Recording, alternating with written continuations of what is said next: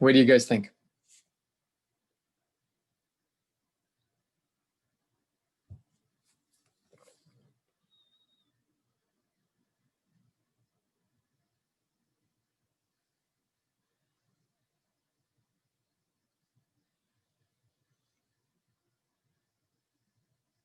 All right, and so what would you like to review about periodic trends?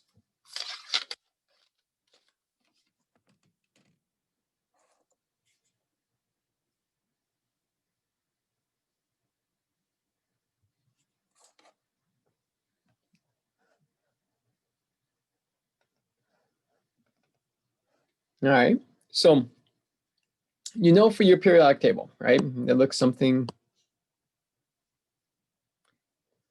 like this.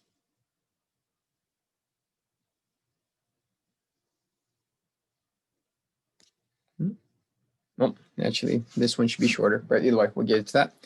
This lower section in the middle, right? What do we call that? What do we call that grouping in the middle?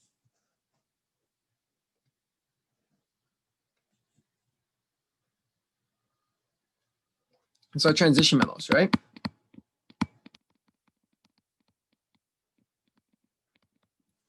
To the left of the transition metals are our metals, right? So this is like our alkali earth metals and our alkali earth, our alkali metals and our alkali earth metals.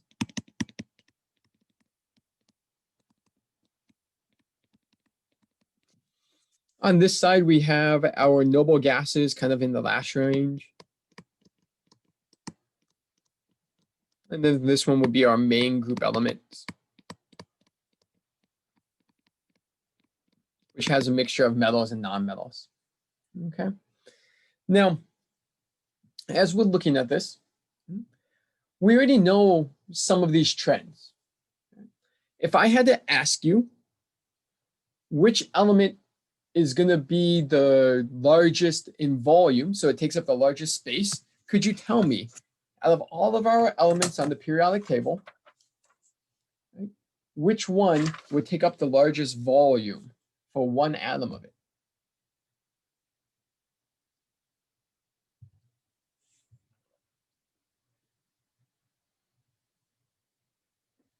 Do you think it's going to be up at the top?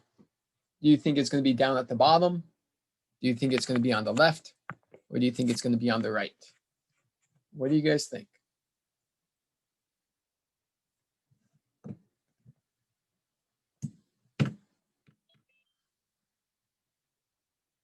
Bottom. Ooh, so we have a bottom left option. We have a bottom right option. It's tricky in here, all right? So what do you guys think? We'll wait and see if someone else will break this tie for us. Do you guys think it's the bottom left or do you think it's the bottom right that's going to have our largest size?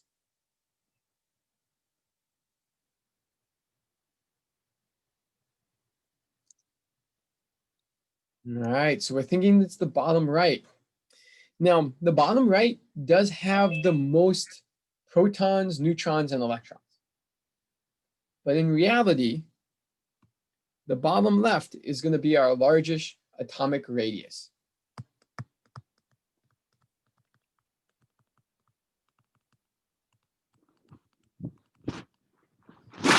And our top right, so helium, is going to be our smallest atomic radius.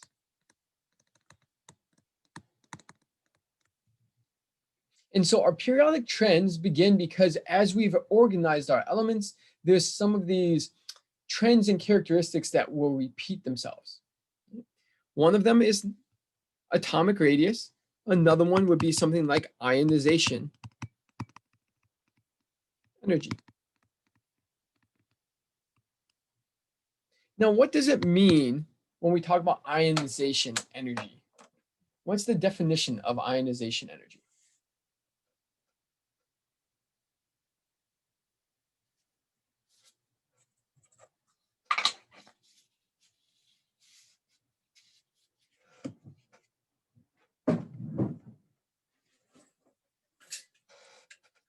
So what do you mean energy created by ions?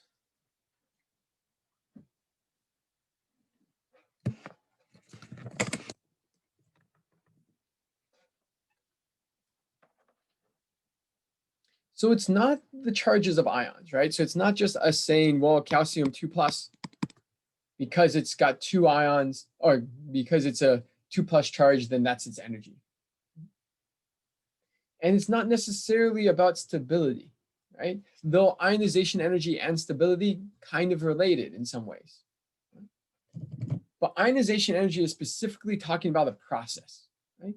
Does anyone remember what process that is for our ionization energy?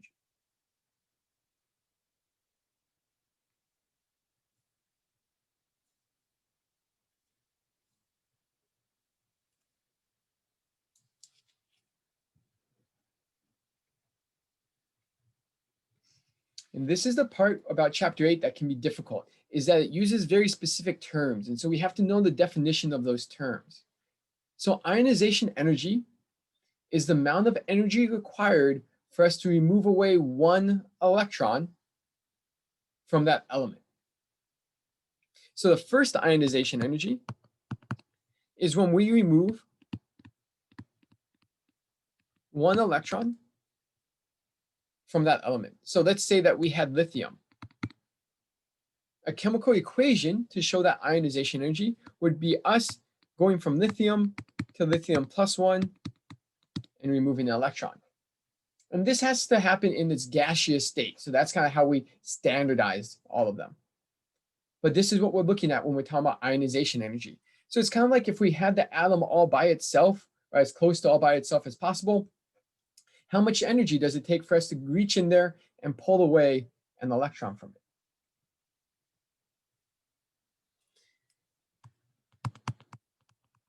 The other one is electron affinity. And so what do you guys think electron affinity means?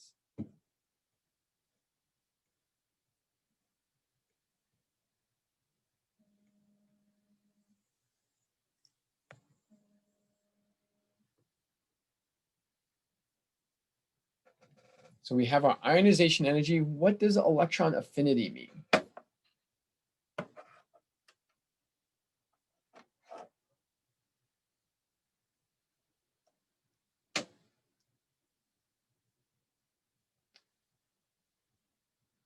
Energy being released by what? So what subatomic particle do you think is going to be involved in this process? Just from its name, what do you think we care about inside of this process? Definitely looking at electrons. So we're looking at something that's happening to the electron, right? And so affinity, does that mean you like electrons or does that mean you don't like electrons?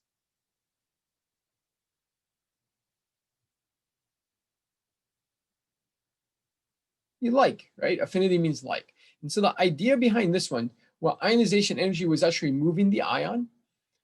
Electron affinity is when we add an electron. So it's the amount of energy that either gets released or required when we add in an electron. And so that could be something like fluorine gaining an electron to become that anion. So our electron affinity and our ionization energy are very similar, but different. So there's a lot of similarities in their trends, but their process is being different because one of them is removing that electron, the other one is gaining that electron. Now, we've talked about trends a little bit way back when we first introduced the periodic table. But in chapter 8, what we're looking at now is not so much just what the trend is, but we're also really trying to focus in on why. Why do we see this trend? So one of the first things that you have to do is you have to know how things trend. And pretty much there's two directions that they trend. They either trend going down or they trend going to the right. And so what that means is that things are going up and down the period is going to be one way that you'll see a trend, and going left and right. Sorry, up and down the group is going to be one way it trends, and going left and right on the period is going to be one way that it trends. So they don't always trend the same way. In the way that radius, atomic radius, is getting bigger going down, it is also getting bigger left and right.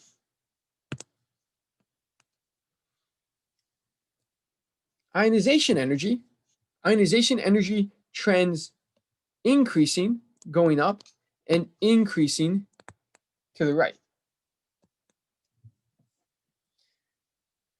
So it's always going either towards the bottom left or towards the top right. And so you have to pay attention to which way that they trend. And so a big part about that is understanding how our electrons are interacting with each other and our nucleus is interacting with those electrons. So when we're thinking about the forces that hold together an atom, what's the attractive force that holds all of our protons and our electrons together?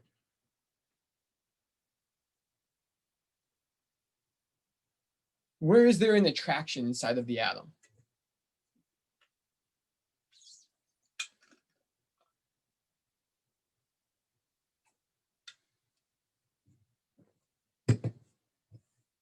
So the nucleus, but between the nucleus and what?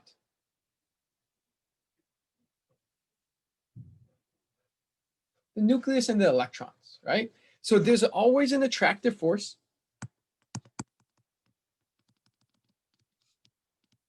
between the nucleus and the electrons. And why is that? Why is there an attractive force between the nucleus and the electrons?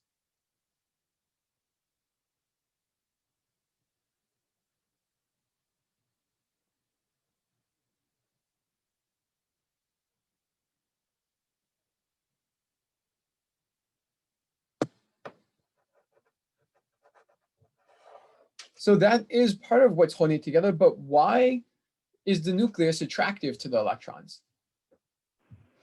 Is it because they're opposite in charges, or I don't know. You're very right. This is because they're opposite in charges, right? So our nucleus is what charge? Positive. Positive, because it's got all the protons.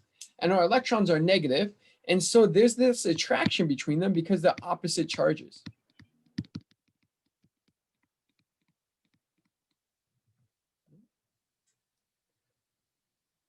But is there a force that we have to balance that with? Is there another force that's kind of keeping things away from each other inside of the atom?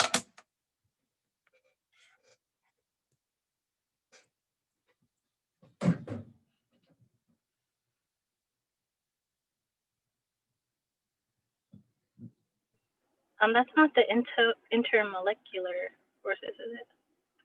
So this is all intramolecular forces, instead, in the sense that this is what's inside of the molecule holding it together. Inter is between molecule and molecule. So we're still looking at inside this atom, right? There's this attraction between the nucleus and the electrons. But what keeps all of those electrons from just coming in as close as they can to the nucleus? Why are they not all in the 1s? Because there's these orbitals, but why do we have to have more than one orbital? Why can't we just put all the electrons in the 1s?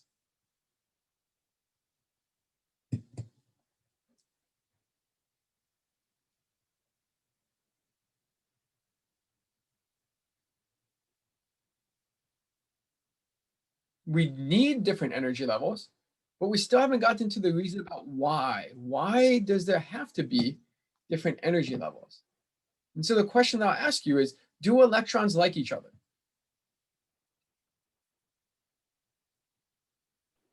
No. Why not? Because they're both negatives. Because they're both negative. So we know opposites attract. So if they're both negatives, are they going to attract each other? No.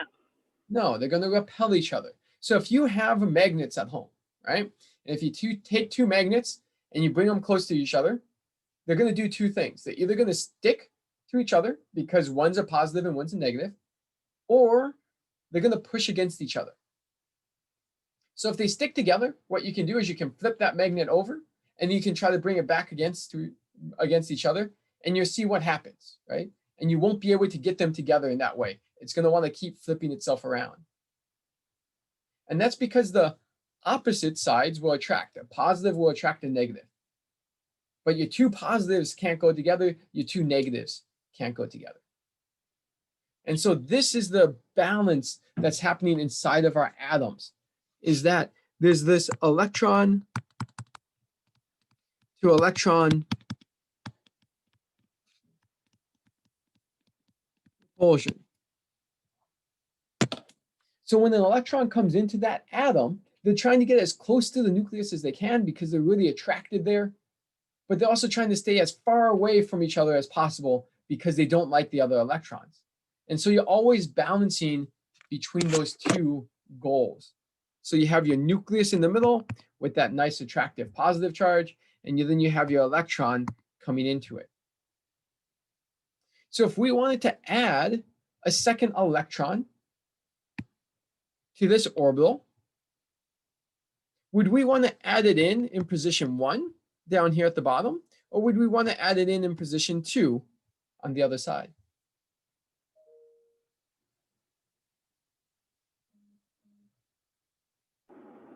Two.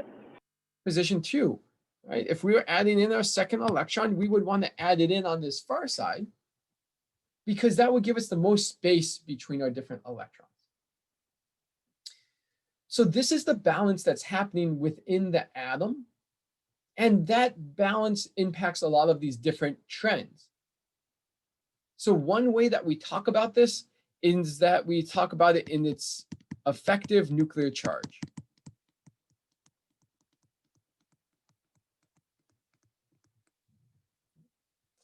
And so let's look at two nuclei. We have hydrogens and we have helium. And so for hydrogen, inside its nucleus, how many protons are there?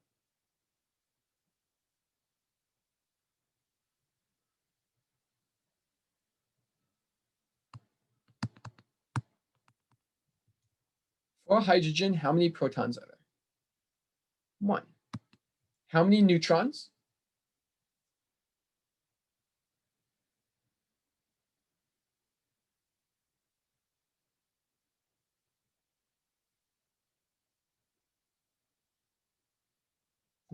If you look on your periodic table, right, you guys are looking based on its atomic mass. How many neutrons do you think it would have in its nucleus? I want to say 0, but I don't know. So its atomic mass is 1.00794, right? So it really only has space for 1 proton, but it doesn't have any space for a neutron, because if it was 1 proton plus 1 neutron, then we should be somewhere around 2. So that's our nucleus for our hydrogen. For our helium, how many protons does it have?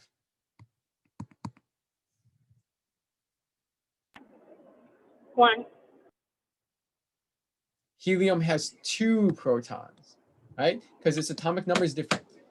You want to remember that your proton count dictates what element you're going to be. So every element has its own unique number of protons. How many neutrons does helium have? When we look at the most general helium, how many neutrons do you think it's going to have? 2. Very good, Liz. So when we're thinking about that nucleus, when we think about what's attractive about it, do we care about the neutrons? Does that really impact how attractive that nucleus is going to be?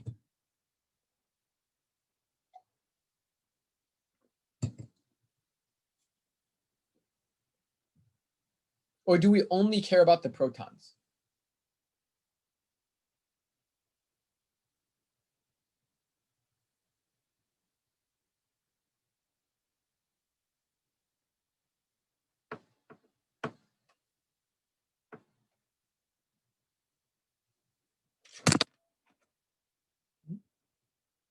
So remember that our neutron or our attractive forces between the nucleus and the electrons is because there's the opposite charge.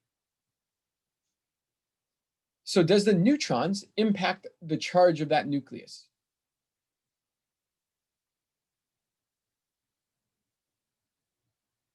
No, right? Because they're neutral. So if the neutrons don't impact it, then really the only part that we care about for the nucleus is our protons when we're thinking about how attractive it's going to be to that electron. So hydrogen has it kind of like it's a +1 charge. Helium has it like it's a +2 charge. So if we were adding in an electron,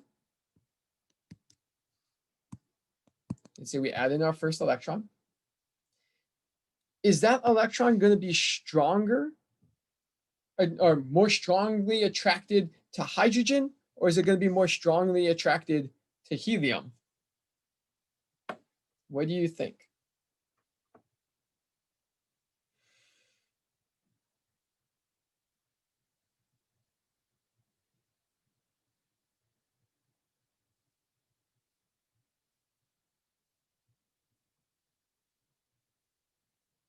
Is that electron going to be more strongly attracted to the hydrogen with its +1 charge, or more strongly attracted to that helium with its +2 charge? Helium? To the helium. Very good. And so this force is called Coulomb's attraction. And that force is something like Q1, Q2 over the distance between them squared. And so Q1 is the charge of one particle, Q2 is the charge of another particle, and R is your distance between them. So the closer you are together, the stronger that attraction. The bigger the charges, the stronger that attraction. So that's why sometimes magnets, even if they're really small, can be a really strong attraction between them because they have a lot of charge. Big magnets might not have as much charge, and so they might not be as strongly attracted. It's also, if you ever try to pull apart magnets, it can be really hard in the very beginning, but once you kind of get them away, it gets way, way easier, right? And that's because of this R squared term down here at the bottom. So when we're looking at a nucleus, we can tell how attractive that force is going to be because the positive charges associated with that nucleus. So that's why we're more attractive with our helium than we are with the hydrogen. But when we add in another electron, now there's an offset there. Now, some of that electron,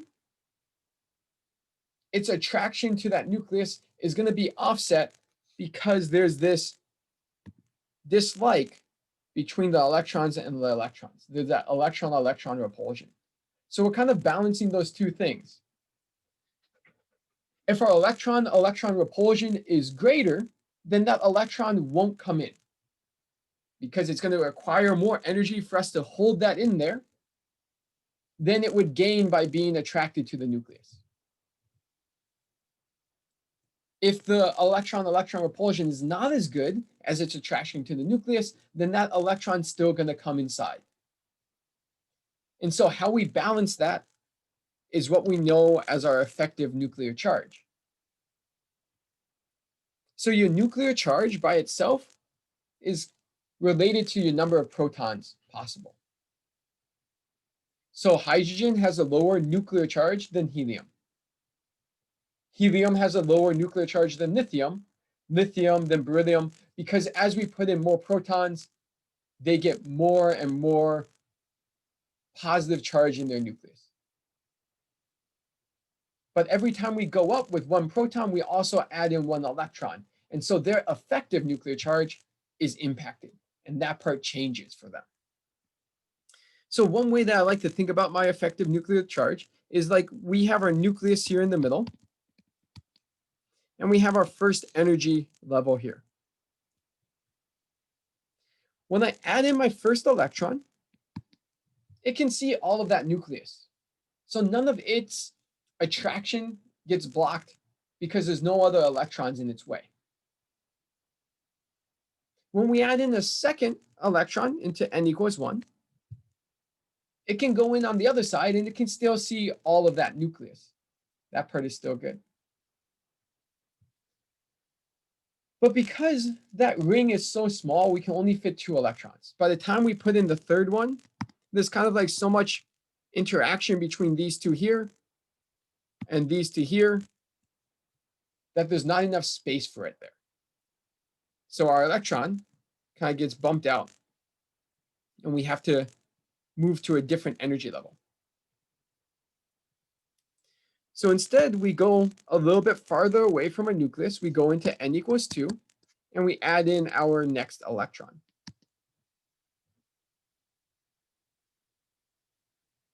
Now, when you guys are going to a concert or a movie, and you're sitting in your seat, right?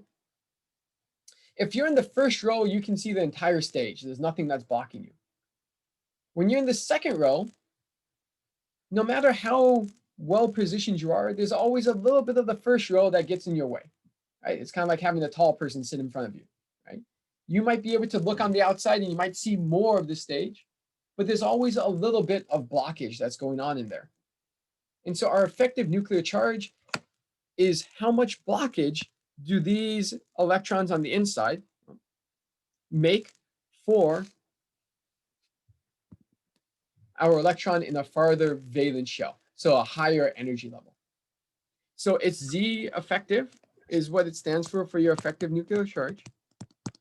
And that's going to be equal to your number of protons minus your number of inner electrons. And that's just a rough way for us to estimate that. It does get more complex if you really want to model how much blockage you see, but that's one way that we can do it. And so the idea. I'm sorry. No, go for it. Kind of a stupid question. How come the electron in the second orbital is not like being repelled by the electron in the first one? So like, the one in the second orbital is being repelled by the one in the first. It's why it had to stand farther away. Right? So it couldn't stand next to it. It couldn't stand in that same row. It had to stand farther back. And so you're right. We could draw it over here, but in reality, electrons don't orbit around in little rings like this around the nucleus, right? They have those different shapes, right? So what's really going on is that inner one, instead of being a circle, is a sphere, right? So it takes like a whole ball, and then this is like the next ball on the outside of that. So if you've ever seen those Russian nesting dolls where you have one tiny doll inside of a bigger doll, that's kind of what's going on with your energy levels. Got it. Right? So that electron is being blocked, right? It's being shielded from seeing the nucleus by these inner electrons.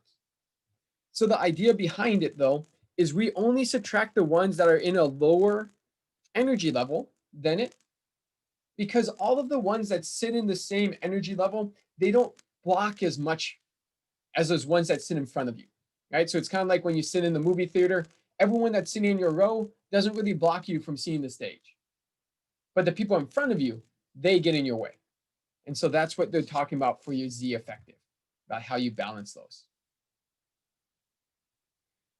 So almost all of chapter 8 can be summed up by effective nuclear charge and understanding the relationships between them. So it's all looking at energy and trying to find out when are things going to be a higher energy, when are things going to be a lower energy, and it really comes down to this electron-electron repulsion and that attraction to the nucleus. So when we go back up and we're looking at our ionization energy trends, we had these generic trends from before, but now we know a little bit more about why that is. So when we said that francium has the largest atomic radius, that's because hydrogen looks something like this. 1 proton, 1 electron. Lithium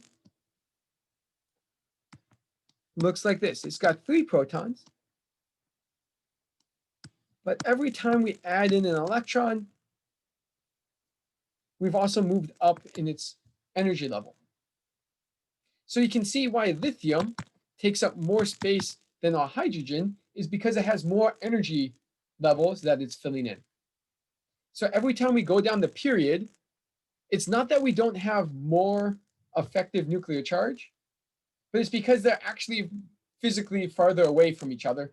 And so that size has increased, right? So when we look at sodium, sodium is going to have 11 protons, but it also has 1, 2, 3 energy levels. And then these other ones are filled as well. So these have 2, 3, 4.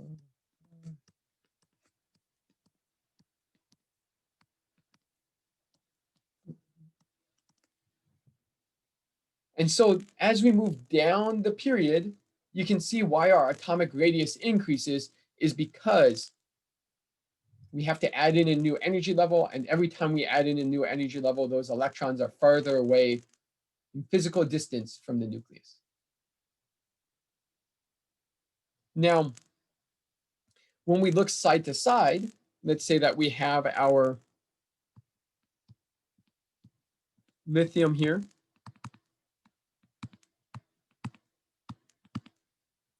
And then we have our beryllium.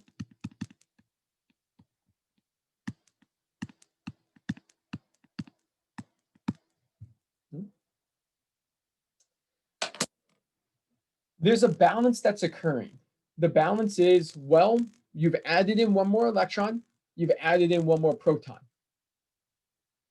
Is the attractiveness of that proton going to overwhelm the repulsionness of that added electron? And so you can kind of imagine that if that proton and that electron lined exactly up, they would block each other, right? Because they have the same amount of charge. But because that electron doesn't perfectly block everything else from seeing it, then it's to the advantage for us to have that extra proton. So because we can kind of space our electron away from the other one inside of that energy level, the benefit we gain from adding a proton overwhelms the disadvantage of adding in another electron. So it's not quite as good as if we just added in a proton by itself, but it's better than not having the proton and not having the electron. So that's the balance that's occurring with all of these different trends. Does anyone have any questions about effective nuclear charge?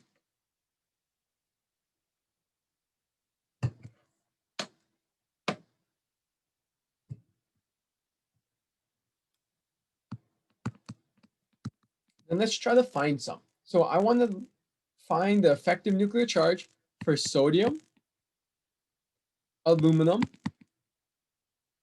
chlorine, and argon. What's the effective nuclear charge for sodium, aluminum, chlorine, and argon? So we do a practice one, right? So sodium has how many protons?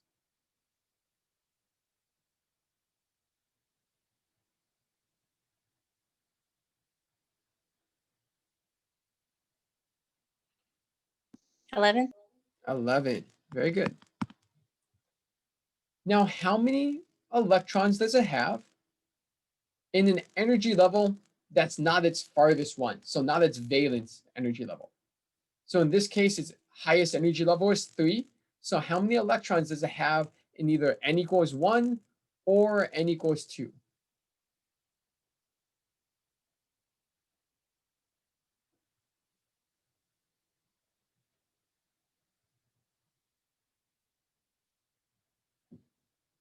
And so if you're not sure, what you can do is you can start by writing out your electron configuration for it.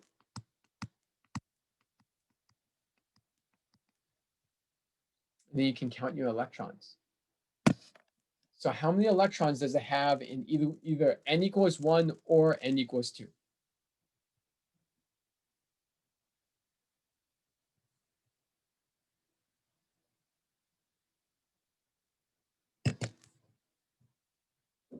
So it has two of them in n equals 1, but we also have all of these ones in n equals 2 as well. So how many total does it have inside either of them?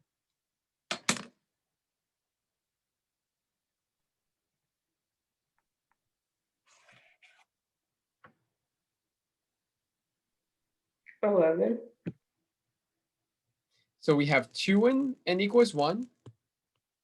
We have 8 in n equals 2. So this 2 plus 8 add up to our 11? 10.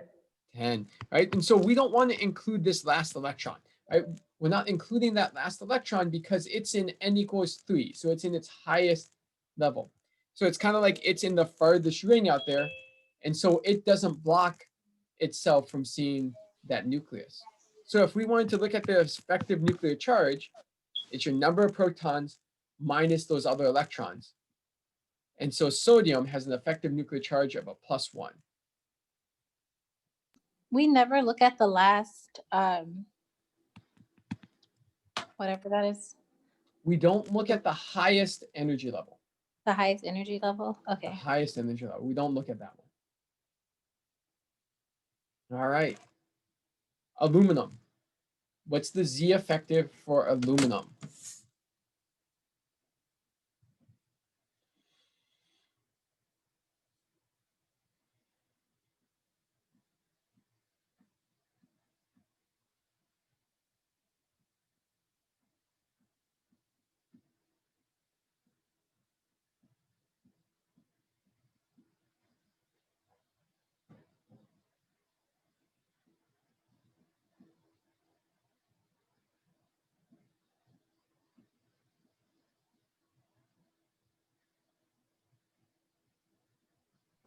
Would it be 12?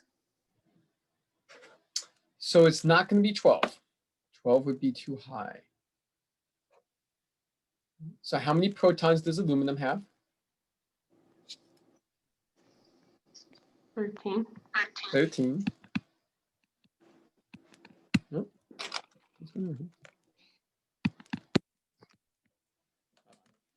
So it's got 13.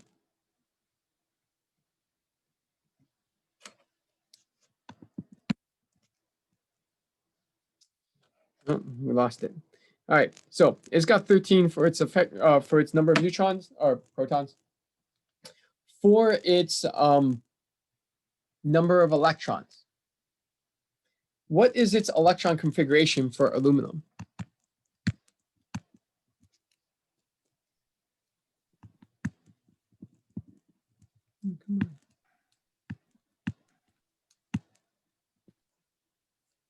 Isn't it like neon Right, 3s2 and then 3p1? so it's neon, right? And it is the 3s2, 3p1. So how many electrons are there inside of neon? 10. 10. So if we wanted to count those electrons that weren't inside of our highest energy level, how many electrons are not inside our highest energy level?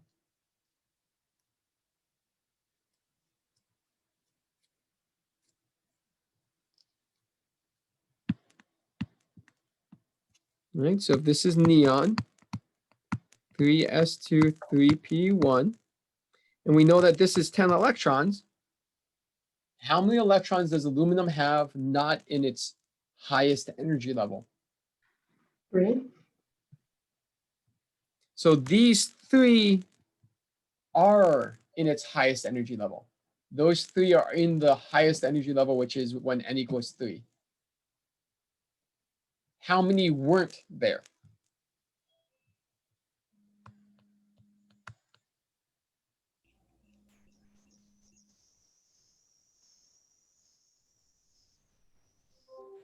All right.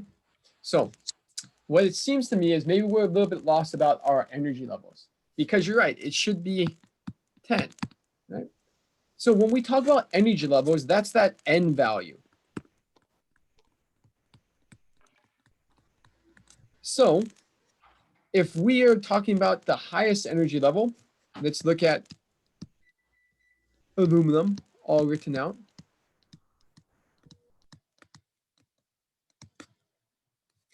We're including all of these ones.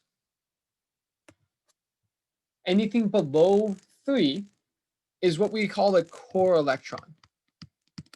Those are energy levels that have been completed. We filled them all the way up before we moved on. It would be kind of like a building. This would be our first floor. This would be apartments on the second floor. And then these would be ones on the third floor. Okay? So when we're looking at all those, we have 2 electrons, and 6 electrons. And so that's how we can add them up to get to that 10. And so that gives us our Z effective as being a +3. So when you're looking at your electrons, you're really trying to separate ones that are the core electrons. So those are ones that are completely inside like a completed shell. And you want to talk about your valence electrons. And those are the ones that we're still kind of working on filling that energy level. So they're the highest number energy level. So in this case, for aluminum, that would be 3. So let's look at chlorine now. How many protons does chlorine have?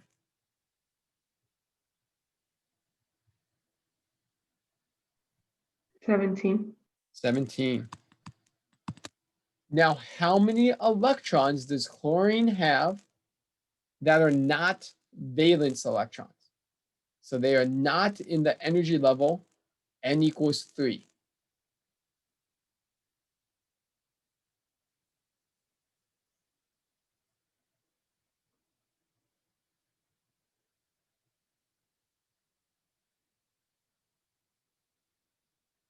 Ten. Very good.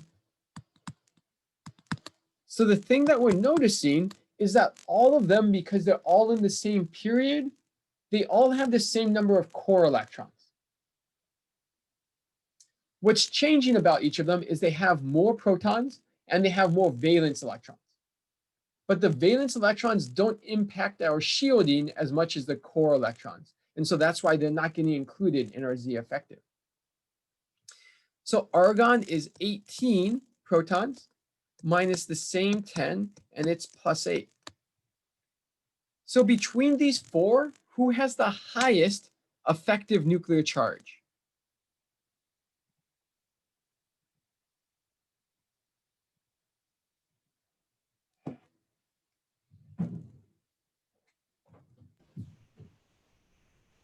Argon?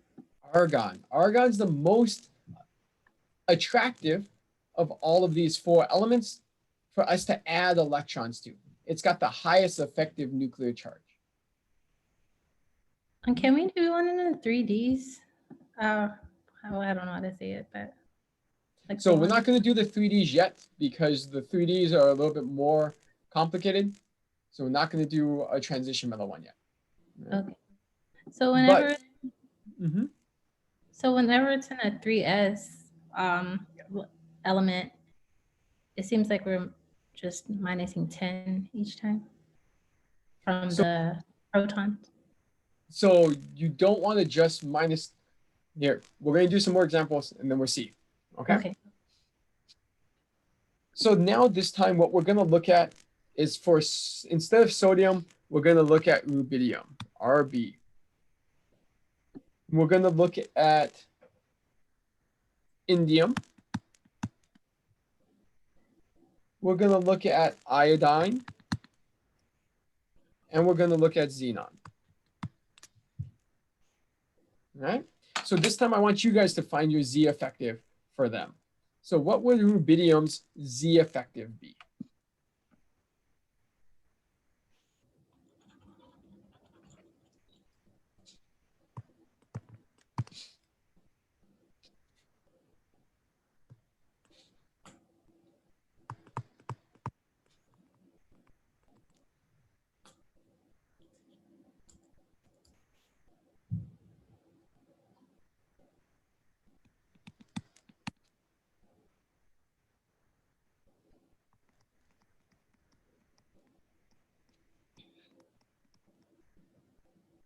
Very good. So you guys are getting this as a +1 for our rubidium. And that's because krypton's got 36 of those valence electrons. Oh, sorry, 36 of those core electrons from that krypton. And then one of them is not. So very good. We should have 37 minus 36. Let's try indium. So indium has 49 protons.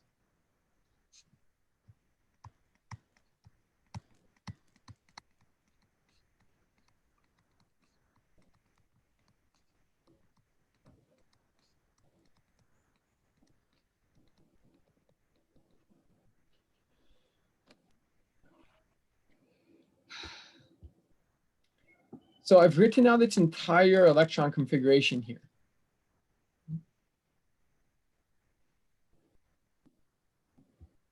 So if we zoom in on it a little bit. Now, when we're going through here, what's the highest value of N that we have for indium? 5. 5. So that's going to be this 5s2 and this 5p1. Those are our valence electrons. These other electrons are all of our core electrons. So they're ones we're going to subtract from it. Now, what do you think we have to do with those D electrons? So the 4D. Do we leave them as valence electrons, or are they core electrons?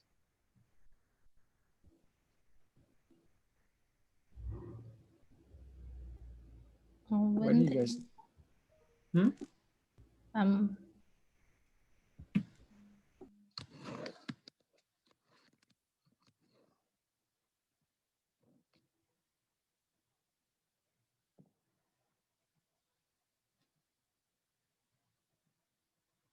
What do you think?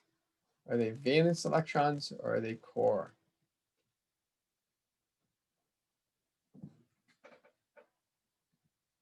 Core. Right? They're going to be core electrons because they're not in the highest energy level. Very good. So we're going to include them with that blue section. Very good. So for that indium, what should we be subtracting from that 49?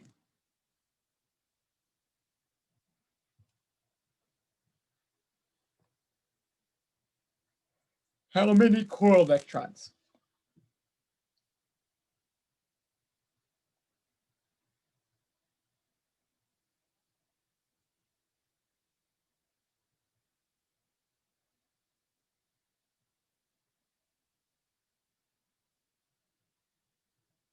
Now, if you did 36, 36 is only those. maybe 46. It should be 46 because we should make sure that we include these as well. Right? So that becomes 46. What does our Z effective for indium become? 3. Very good. Plus 3. So let's try the same thing for our iodide and our xenon.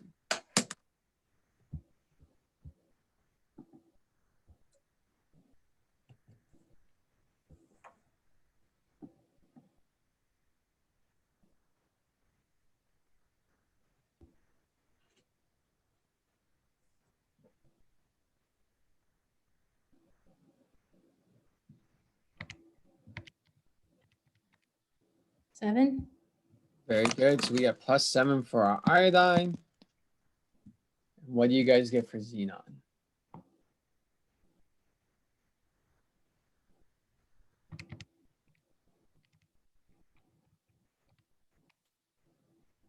Eight. All right, plus 8. So when we're looking at them, what you might start to notice is that each of our groups kind of get the same Z effective for their charge.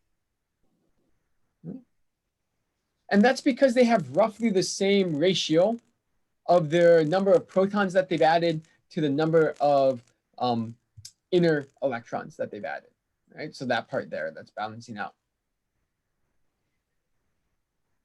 So when we're trying to describe why a trend goes a certain way, if you're going inside of a period, it has to be based on their Z effective, right? So sodium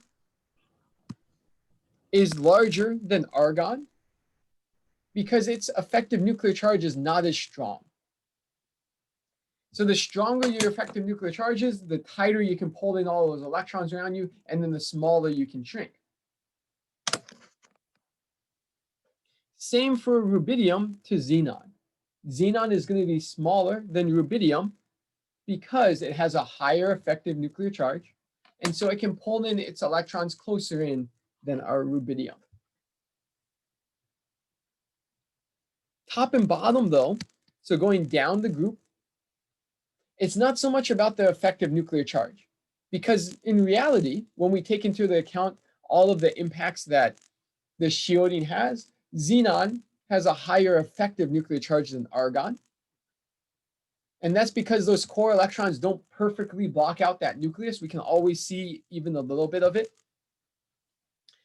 So the big part when we go down the group is that we add in a new energy level. So the distance is kind of what's driving that process. So the reason why it's easier to remove electrons from elements that are lower on the periodic table is because their distance from the nucleus is higher. They're farther away, they're in a higher energy level, and so that it's easier for us to ionize them, for us to remove that electron. So those are the two explanations that you kind of playing around with, is your effective nuclear charge and then your energy level. Right? So those are the two big trends that kind of give us this entire shape up here for our periodic table about what direction our trends are going. Does anyone have any questions on that? I'm just curious, is there a reason why we don't count the highest energy levels besides just? So the reason why you don't count the highest one is that it's not doing as strong of a shielding job as the inner electrons. Okay. Because you can kind of space yourself out inside of the same energy orbital, kind of like the same way that when you are sitting next to each other in a row, that person sitting next to you doesn't block your view of the screen as much as the person sitting in front of you. So it's that kind of concept, and that inside your orbital that they can move around for that. Now, for chapter 8, one of the things that you really want to practice is explaining these things. Chapter 8 is different than all of our other chapters in that it is doing a lot about explanations and it's not so much about calculating numbers. There's our numbers involved, but we're really looking at the theory of it and understanding that theory relationship. And so one of the things that I would strongly recommend is there's a worksheet that I uploaded into your second lecture for chapter 8. And tomorrow I'm going to post up the problem solving answer of it. But what you want to make sure that you do is that you answer it and that you actually write out your explanations. So I'm going to try to pull it up here right now.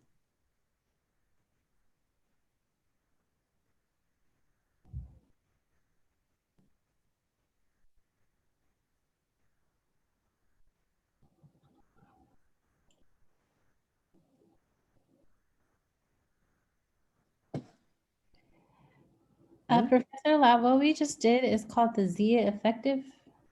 Is that the? It's called the effective nuclear charge, which is also the Z effective, right? But its real name is the effective nuclear charge. They just use Z to stand for your charge.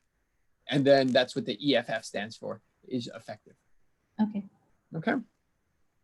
So for things like this, you're starting to get into this idea about how different trends work. And so one of the ones that I would really want you to look at is this question number 2.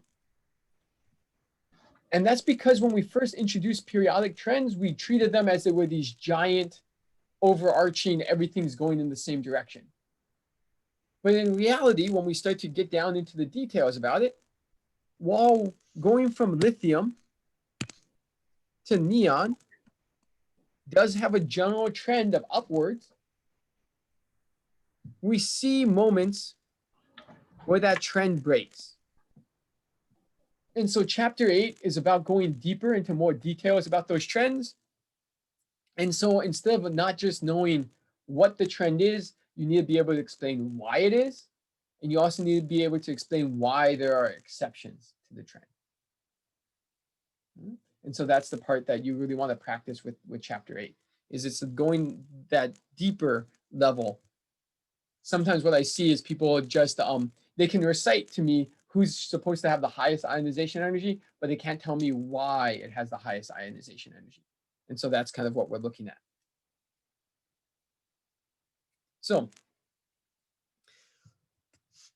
when we're looking at this gap here between beryllium and boron,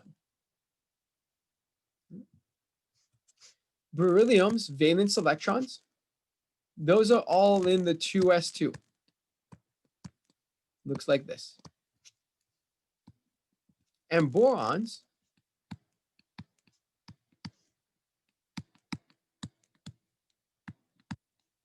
its valence electrons are split between the 2s2 and the 2p1. So my question to you is, which one has higher energy, an electron in the 2s or an electron in the 2p? Or do they have the same amount of energy?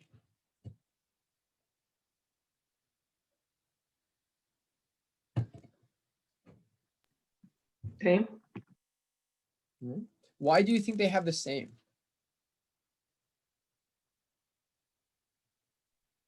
Because they fill up both spaces, both of them. So we're looking at this electron versus one of them that's in here.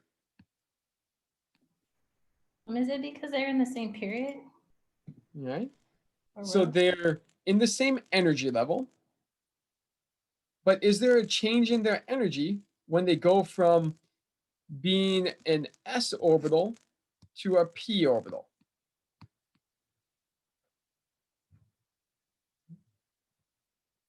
So in your lab, when you had n equals 2, it was basically a straight line.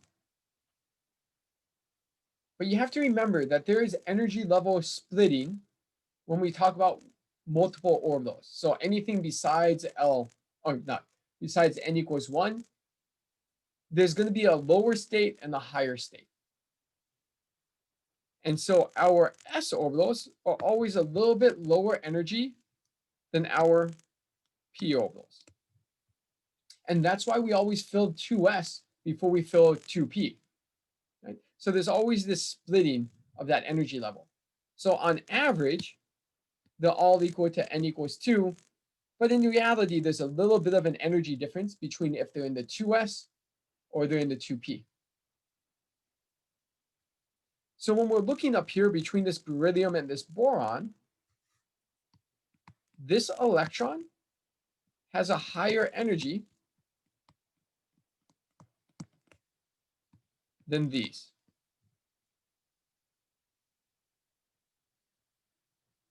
So using your like movie analogy, the row is basically the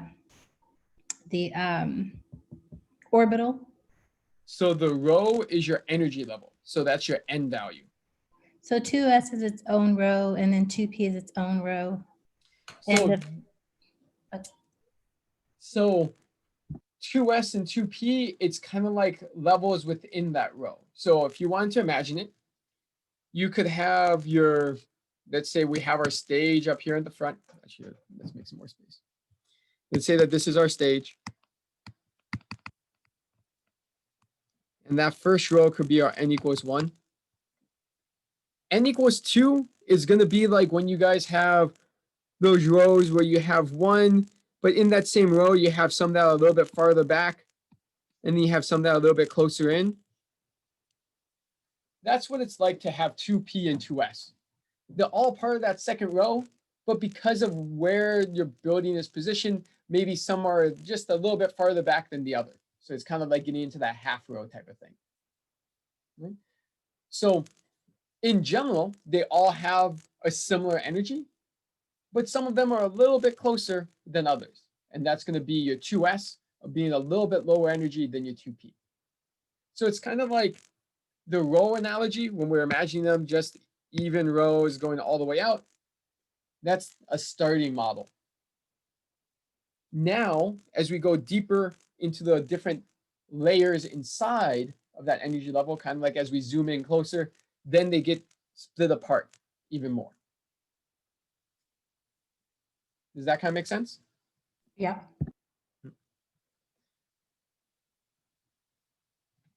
So we're is it- basically making a more fine-tuned of model of what's going on. Okay. So when we're looking at our energy levels, do you think it's easier to remove an electron from a higher energy or from a lower energy?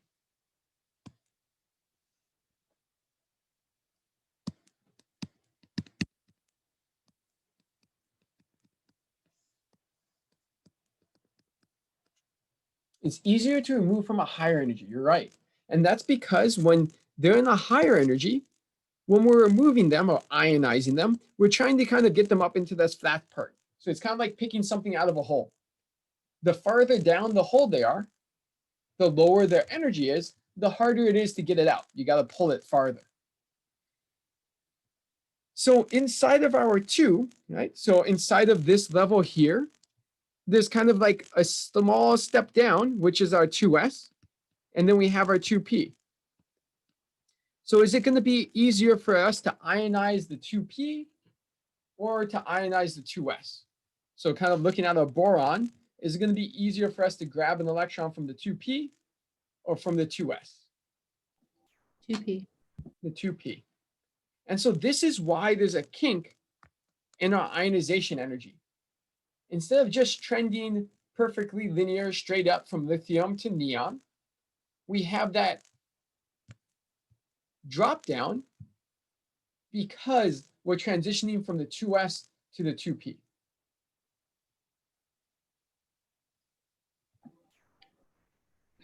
What do you think? Oh, I'm Yep. sorry. No, go for it. So this is like emitting electron when you're taking it away, right? This is ionizing, right? Oh. So I'm hesitant to say emitting because you might get that confused with your photons and they're not quite the same thing. But yes, this is us ionizing, so we're removing an electron. Okay, thanks. So that jump from our S to our P explained kind of this section in our yellow.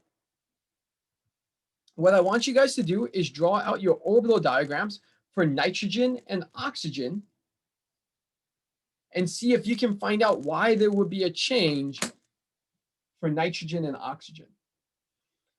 Why is there a kink there?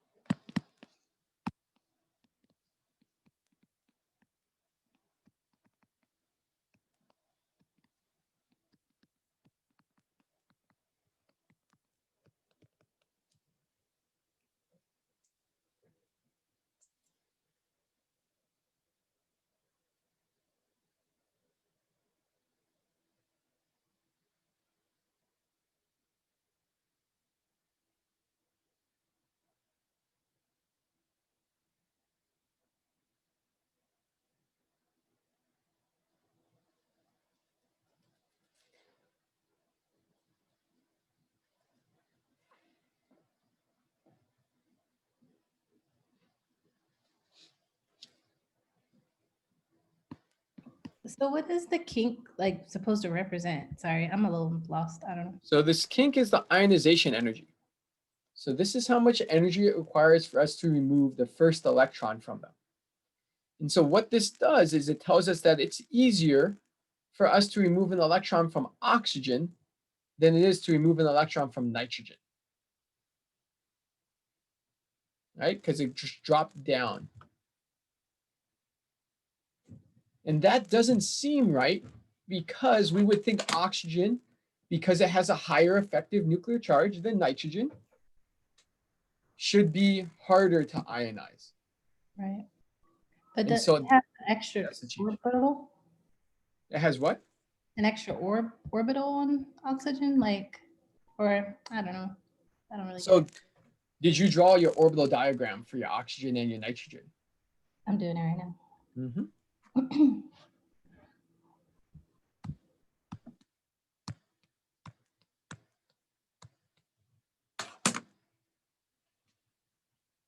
So once you have your orbital diagram, I want you to circle which electron you think you're going to remove when you ionize.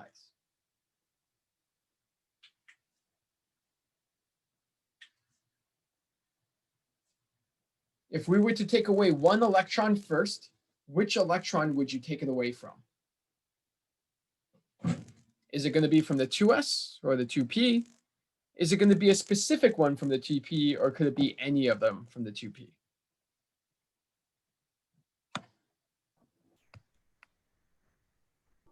It's gonna be from the 2p. So we are going to take away from the 2p for each of them. Now for nitrogen, does it matter which of these we take away, or do they kind of all have the same energy?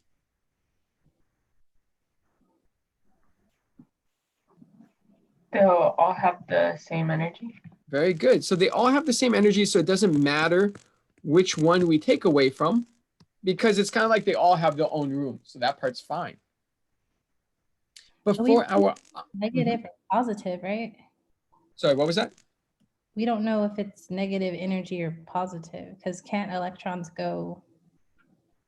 So you're talking about their spin. And so their spin doesn't impact their energy. It's not like one's a positive energy and one's a negative energy. One is just spinning clockwise, one is spinning counterclockwise. Okay. Yeah. But you're right. We don't know which direction they're spinning. For our 2p, or sorry, for our oxygen, we have to take away the paired electron first.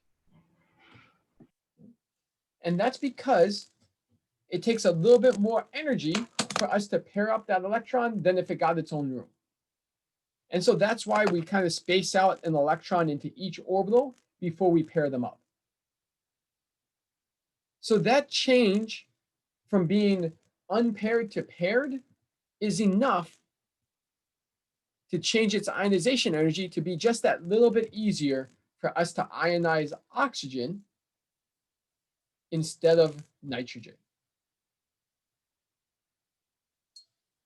So this one happened from our S to our P transition. This is happening from our unpaired to our paired.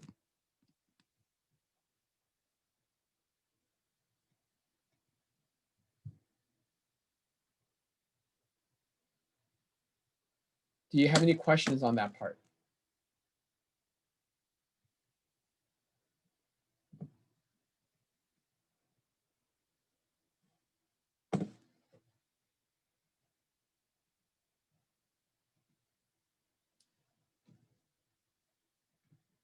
Then let's look at a big one. So this one here,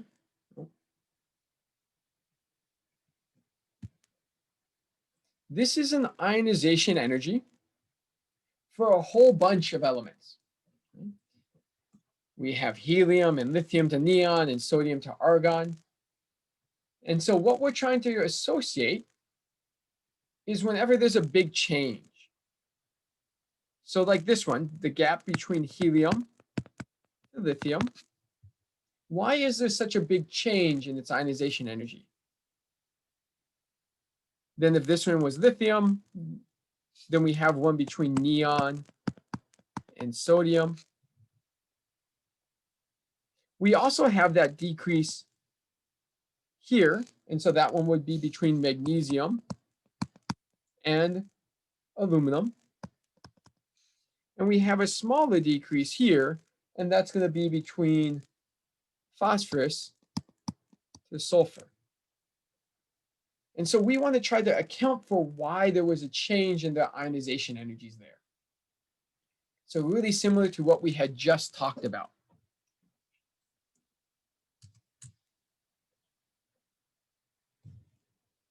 So what do you think? What do you think is the big reason why helium has such a higher ionization energy than lithium?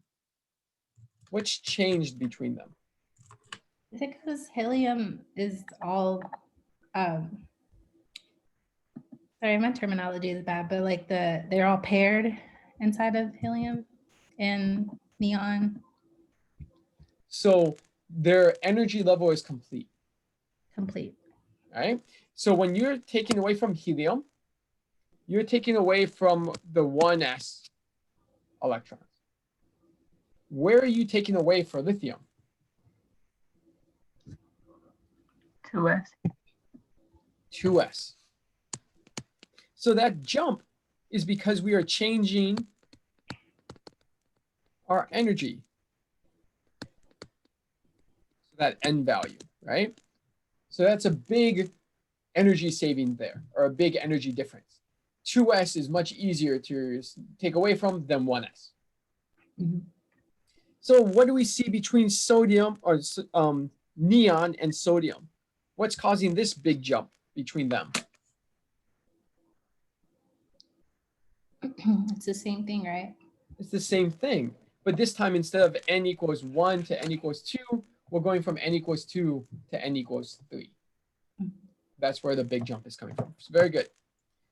What about between magnesium and aluminum? So that's the, I guess I should do them in different colors. So that's going to be the orange one. So This one down here. the 2s in magnesium is complete. So aluminum. Is aluminum coming from the 2s? No. Where's aluminum coming from? Oh, sorry, none of them are coming from the 2s. 3s, sorry. The 3s, but where's aluminum's coming from? 3p. And so that's the change in that, not the energy level, but the subshell, right? So that shape, their shape has changed. So you're taking it from the P instead of the S, right? So we're taking it from a different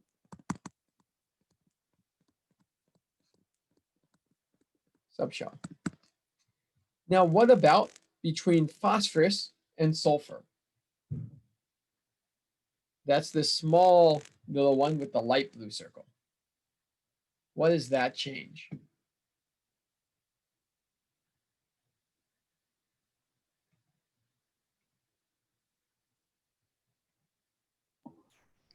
Wouldn't it be because one of them is not paired? Very good. So which one is not paired? Phosphorus? Phosphorus. Very good. So phosphorus is unpaired electrons, and sulfur is a paired electron. Now, you don't want to just say that they're both unpaired versus paired. You also want to say that they're coming from the same energy level, the same sub level as well, right? So they're both coming from the 3p, and one is paired and one is unpaired. Because it being unpaired as a 3p doesn't make it easier, or sorry, harder to ionize than it being paired inside the 2s, right? So it's only because they are in the same energy level, the same subshell, then it matters whether they're paired or unpaired.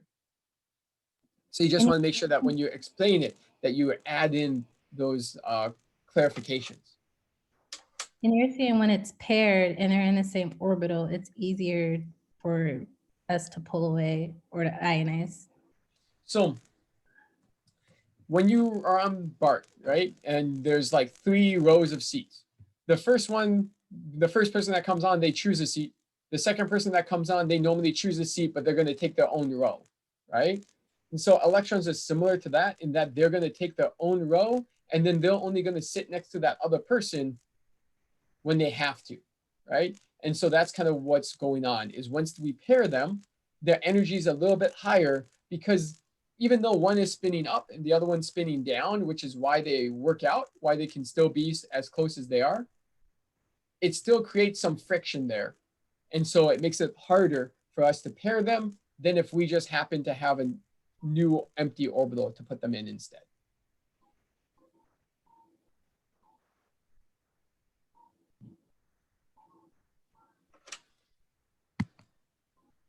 So there's the first three that we put in, they all have the same energy because they all get to go into their own room. But when we pair them up, that takes a little bit more energy, which is why we only do it once all of the empty rooms are taken. And we'll take from that one first. And then we're going to take from that one first. Okay, and that's only when they're in the same, but it's a little different when they're in different orbitals. That's only like when it's in the same. Exactly. So it's kind of like, I guess the term to use is splitting hairs, right? So as you get closer and closer to them being identical, then these differences matter more, right? But if you're going from n equals 1 to n equals 2, that difference is so big, it doesn't really matter if it's the S versus the P, that energy level is a big gap. When we go to that next point, when you're going from, well, okay, everyone's in the same energy level, now we can look at that subshell between S and P. And then once you have your S and your P, then it's like, well, if everyone was in the P orbital, then we could look at whether they're paired or unpaired.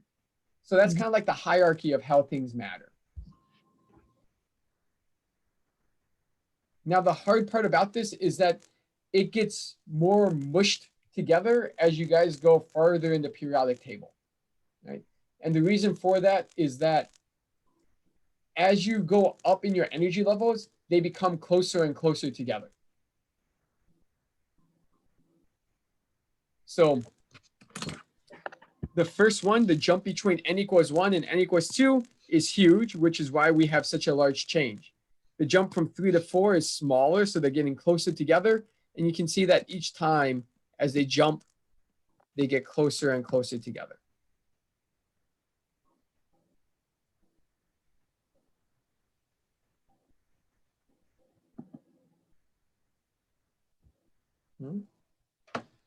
So on the test, like when we, like what kind of, like we're gonna have to explain this? So on your test, what you would be looking at would be things like on the worksheet where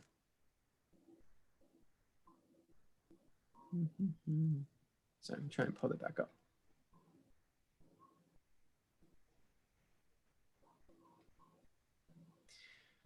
Where it's something like, well, predict how the first ionization energy of sodium would be compared to that of lithium and neon, right? So you might have to say which one's going to be higher and which one's going to be lower, and then give a reason for why, right? Why is lithium going to be a lower ionization energy than sodium, right?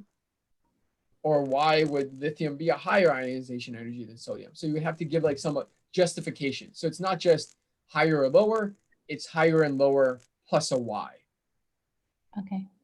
Right? So we're looking for that explanation side, not just the result side. And when we're giving our exclamation, should we like draw out the orbitals like we're doing now, or? You can draw out the orbitals, but so this is what I was saying. A picture is worth 1,000 words, but a picture with no words is worth nothing, right? So just drawing out orbital diagrams or just writing down electron configurations, unless you explain what they mean, it doesn't really mean anything because it just means that you know how to do that, right? And so that's still what we're looking for. So you could draw out the orbital diagrams, right? Like what we did here for beryllium and boron and say, well, beryllium has this orbital diagram, boron has this orbital diagram. And so you can see that the first electron that we would ionize would come from the 2p for boron compared to the 2s for beryllium. And 2p has a higher energy than 2s and therefore is easier to ionize, right? And so you would have the picture and you would have the words. Okay. Mhm.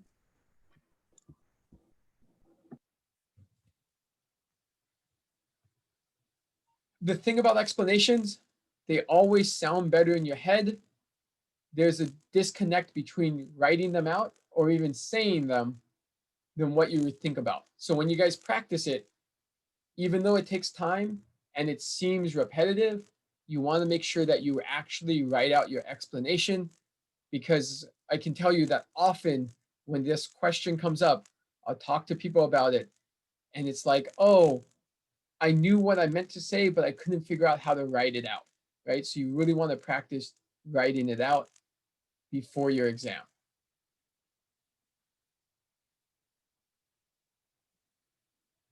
Any questions on that part? This worksheet is in the module. So this worksheet is in the module. It's the 8.3 to 8.6 for your second lecture for chapter 8.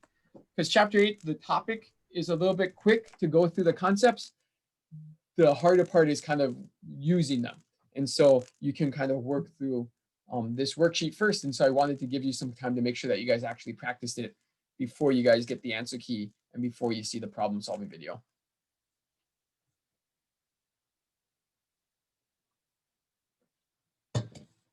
Any other topic that you guys want to go over?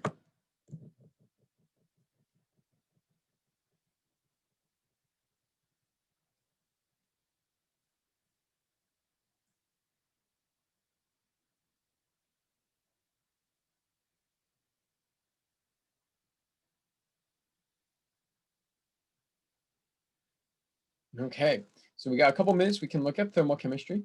Right, so what specifically in thermal chemistry would you like to go over?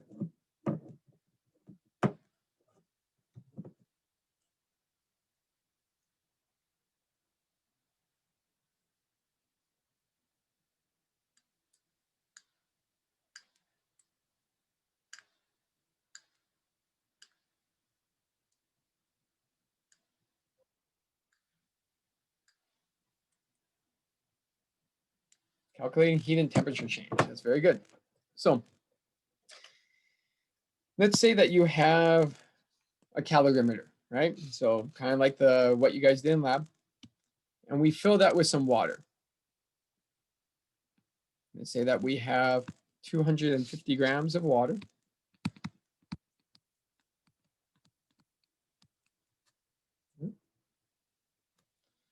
So we're going to put inside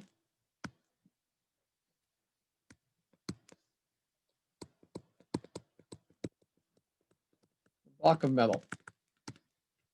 Now that block of metal is going to be 10 grams, but it's going to be put in at 99.9 degrees Celsius. Our water, I'm sorry, that shouldn't be T final, that should be our T initial. Our water, on the other hand, it's a brisk 15 degrees Celsius. We want to find out what temperature it's going to reach to. So we're looking for our final temperature of the mixture. If the specific heat capacity of our metal is 1.367 grams per, joules per grams degree Celsius.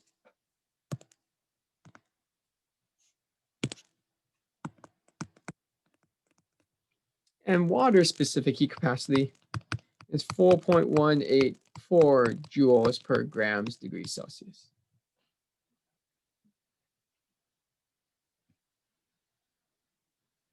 So whenever you see something like this, where we have this heat change going on, something's gaining heat, something's losing heat, what equation should come to mind?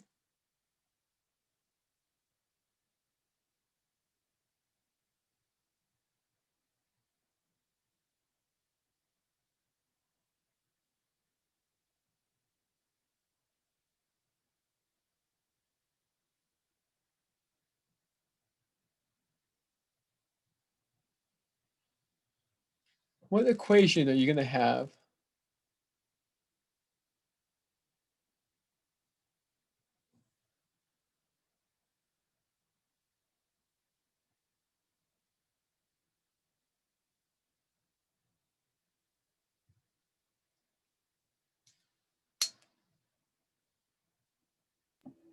Is it on our equation sheet or no? So this one's not on your equation sheet because you can technically figure it out from your specific heat capacity.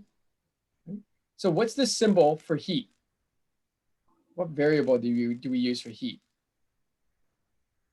Is it Q? Q. Right? So if we're looking for the heat change of the water, there should be an equation that comes to mind when we're looking at something like that. And so it's going to involve our heat capacity. And if we look at the units of it, well, that's joules per grams degrees Celsius. Heat is going to be in joules, so we have to multiply that by a mass. We also have to multiply that by a temperature, which is that delta T. So this is the MCAT, right? So when you're reading through a problem, if anything gains heat or loses heat, and they give us a heat capacity or a specific heat capacity, we're thinking about this equation, right? Sometimes it doesn't have the M because they've given us the heat capacity and already taken into account for that. Sometimes it's the volume because they're giving us the heat capacity with our volume. But whatever it is, we're kind of thinking about this. So in this example, is the water going to gain heat or lose heat?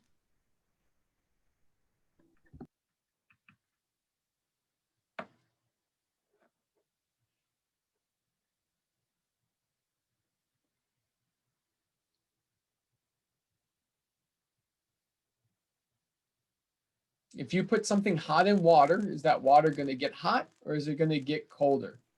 Gain heat. It's going to gain heat.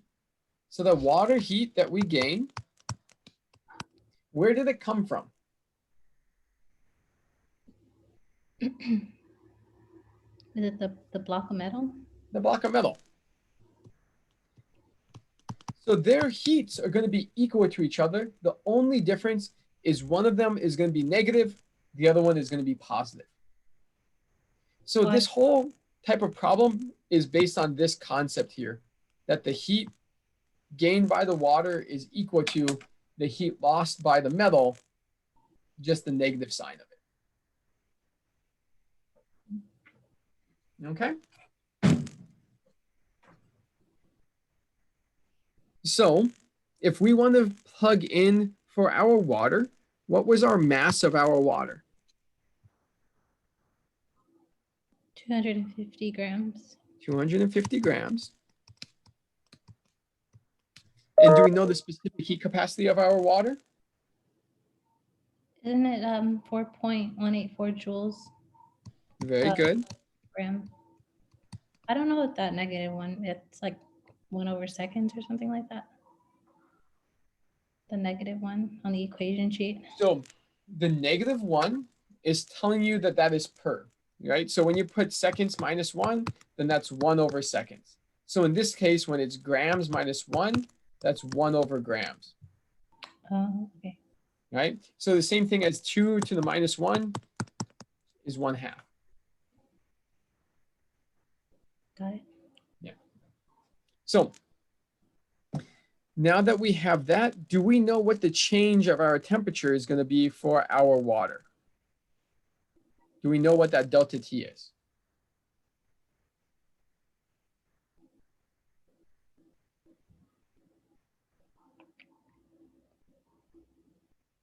No. No, not yet, right? But we do know that it should be its final temperature, which is what we're looking for, minus its initial, which is our 15. On the other side, for our metal, do we know the mass of our metal? For this one, we don't have to convert to Kelvin, right? So you want to look at your specific heat capacity. Did they give it to us in Kelvin or did they give it to us in degrees Celsius? Degrees Celsius. Degrees Celsius. So we can keep it in degrees Celsius. Oh, okay. So for our metal, what's its mass? 10 grams. 10 grams. Wait, can you repeat the question Alex just asked? You said we didn't have to convert it to Kelvin because of why? Because the units of our specific heat capacity are in degrees Celsius. Right? So if the units are in degrees Celsius, then we can keep it all in degrees Celsius. Right? But if they had changed it to Kelvin, if we were looking for our temperature in Kelvin, then we would want to look for it in Kelvin. But I think that on the equation sheet, it says Kelvin. Yes, right? Now, does it, the change of 1 degree Celsius, how does that relate to the change in Kelvin?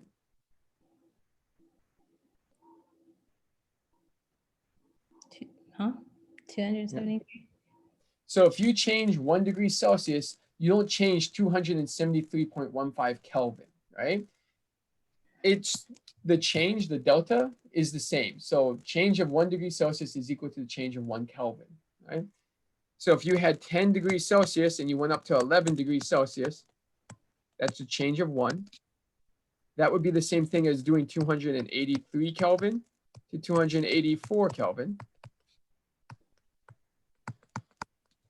Its change would be 1. Okay, because it's a change. It's not like a conversion. Okay. Because it's the change and the scale between degrees Celsius and Kelvin is the same, then they're kind of interchangeable on that point. Got If it. they had given us this temperature in Kelvin, or if they wanted our answer in Kelvin, then we would change it into Kelvin. Okay. So everything is going to depend on what it's the given, right? It depends on the given, or it depends on what it asked for. So if they said, what's the final temperature in Kelvin, then we were going to need to change it into Kelvin eventually, right? Okay. If they give it to us all in Kelvin, then you might want to change it into Kelvin so that way you know that it's in Kelvin. Okay. Okay. Thank you.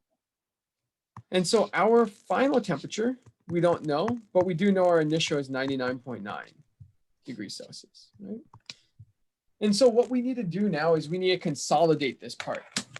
So we can take that 250 times 4.184.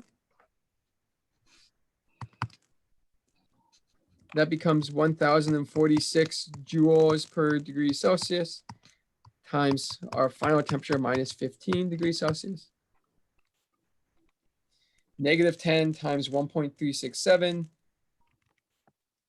This becomes negative 13.67 joules per degree Celsius times our Professor final. Lau, so we are changing the mass of the metal into negative because it's losing. So we're not changing the mass to be negative, but we're using this equation here. Oh, And okay. that should be the negative of the heat change. So it should be negative MC delta T. Oh, okay. That's a negative. I thought it was just like another thing. Okay. Yeah, Thank you. so that's why it's changing, is because one is losing that heat, the other one is gaining it. So it'll be the mass that is getting It- turned negative, not the joules. So it doesn't matter what you change negative as long as one of those things has a negative sign. So if you wanted to really think about it, it's Okay. more like I put a bracket here. That negative is going to be outside of that bracket.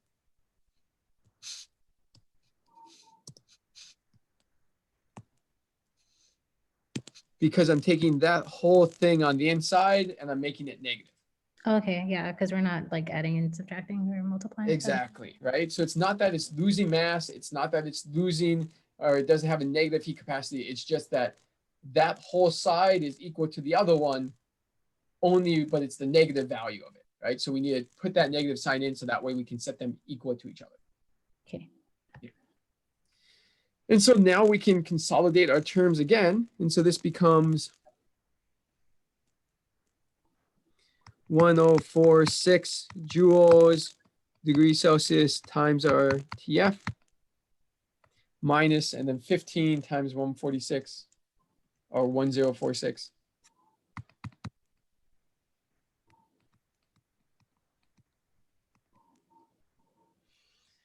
On the other side, we have negative 13.67.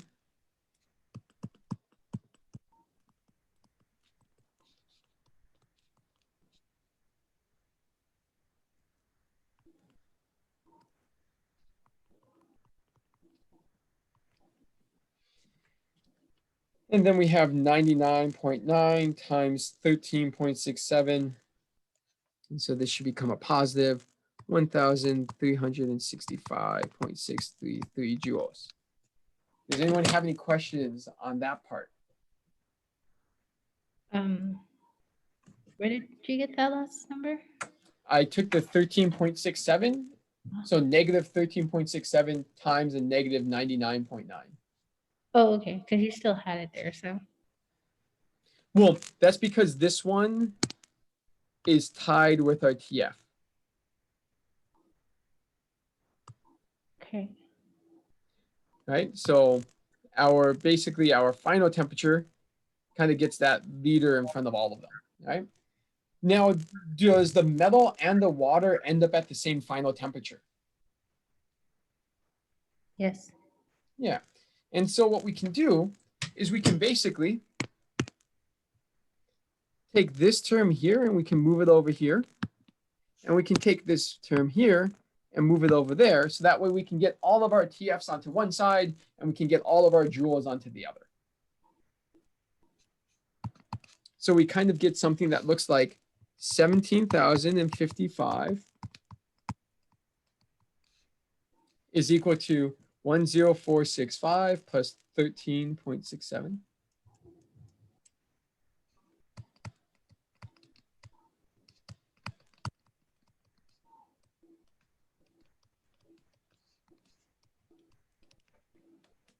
It's so weird that that doesn't like cancel or something since you got a value from it.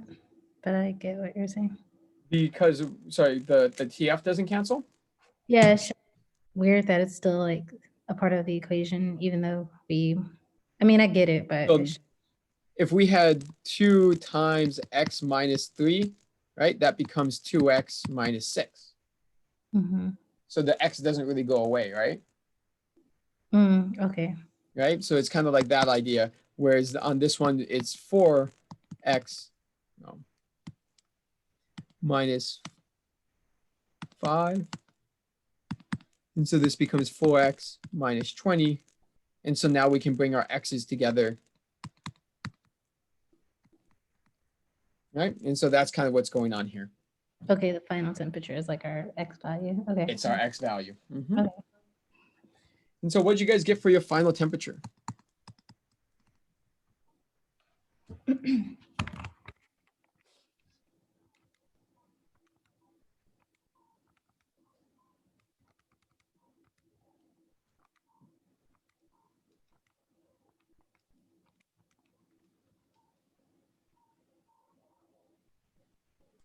Uh, 1.6277. What do you get? Does anyone else get that 1.627? Or 8.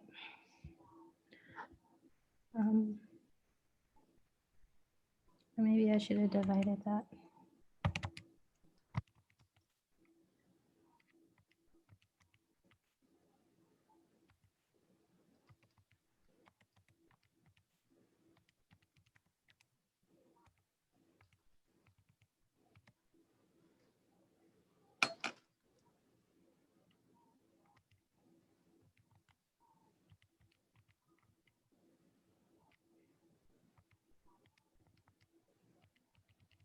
Oh, I know. Sorry. Uh, There's a oh. mistake here. This should be 1059.67. There we go.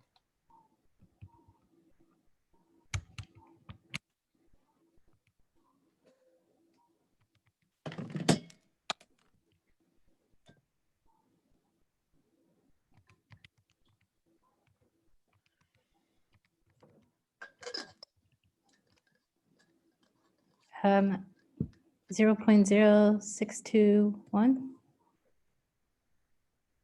Because we're trying to get joules by itself, right?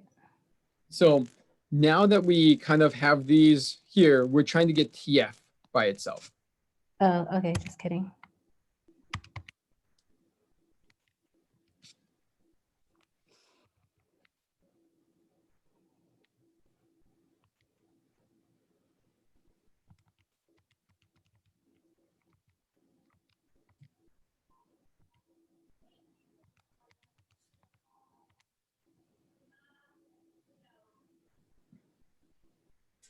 Mm, 16.10.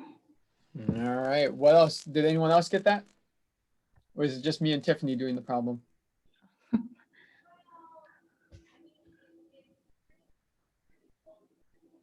I got the same thing.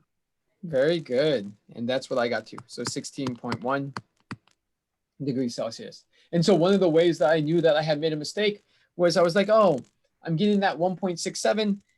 And I was like, well, that doesn't make any sense. They both can't have lost heat, right? So then that's when I knew I should go back and double check. And I just had rewritten, I thought that this was a 5 instead of being my joules. And that's poor penmanship coming to bite me, right? All right, so that's kind of going to sum it up for our review sessions, right? We're going to do some more during class, right? So today or tomorrow, we're doing an online lab. So don't come in to lab tonight if you're on the Wednesday class or on Thursday if you're the Thursday class. Instead, we're just going to meet online. We're going to do the atomic absorption stuff, and then we'll do some exam number 2 review after that. So you guys still have some time. Monday class meeting online too, or Sorry, what was that? the online class for Yes. the Monday? So everyone should be meeting online for your class. So all of section 0081 should be meeting online today. And then all of section 0084 should meet online tomorrow.